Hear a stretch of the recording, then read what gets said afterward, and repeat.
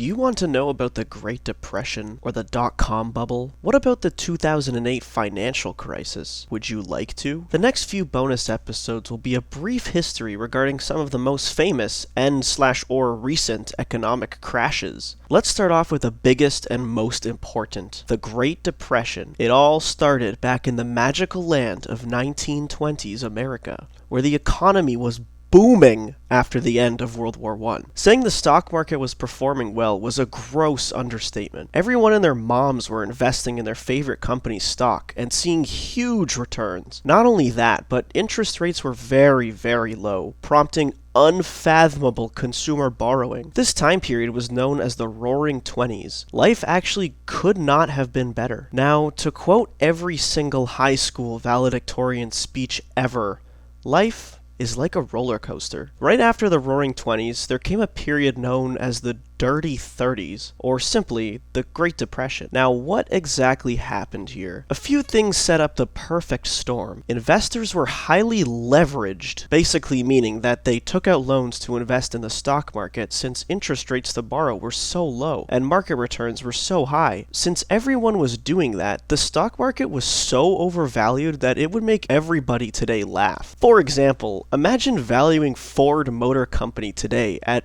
$500 quadrillion. Okay, it wasn't that extreme, but you get the idea. Then, finally, the Federal Reserve decided to raise interest rates. Why? Well, basically the government saw how inflated the stock market was and raised these rates to encourage people to stop taking such big loans to invest. Good news. It worked. A few people closed their loans and in turn unlevered their positions. Now, what happens when people sell a bunch of stock all at once? Increased supply and low demand means the stock prices go down. What do you do if you have all of your life savings and then some in the stock market and you see your stocks going down for the first time in 10 years? You sell. Stocks go down and down and down, and this leads to people losing their life savings and ending up deep in debt. Unemployment skyrocketing, banks failing, international trade collapsing, and just when you thought it couldn't get any worse, the USA and Canada had to deal with something on top of all this called the Dust Bowl. Basically, due to a prolonged drought and improper farming practices, farmers' plots of land essentially turned into dust and blew away, covering the entire West with dust storms. This caused mass food shortages at a time when nobody had a job or any savings at all. People genuinely thought that this perfect storm was the end of America. I mean, who wouldn't? I bet when you heard the term Great Depression, you thought, must have been some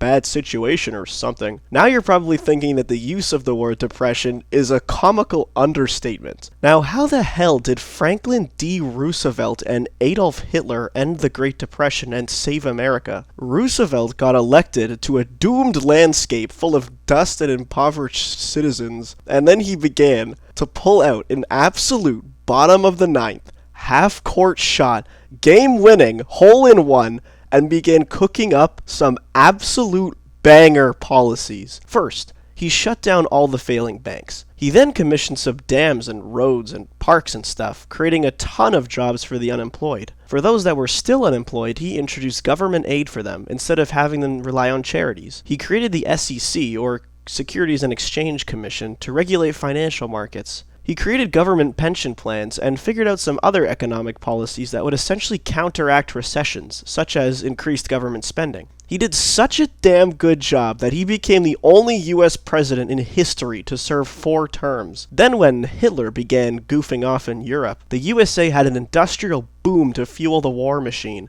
creating a huge surplus of jobs. Even women, who until now have been looked down on for working, got jobs in factories and began contributing even more to the healing economy. Thanks, Hitler and Roosevelt. A year or so after the 1940s, the Great Depression officially ended, and just like that, all was peaches and cream in the world. Now, what can us as investors take from this experience? The main takeaway is not to over-leverage. This basically means you shouldn't borrow too much money if any, to invest with if you don't know what you're doing. That way, if something terrible were to happen in the markets, you won't dive into debt. Another important takeaway is to hedge your investments. This basically means don't invest 100% of your life savings in the stock market. Even Warren Buffett, the best investor of all time, says to keep 10% of your portfolio in bonds. What are bonds? I'll explain those later, but basically just think of it as cash that earns small bits of interest every now and then for you. And that was the Great Depression and its takeaways. I hope you enjoyed this bonus episode.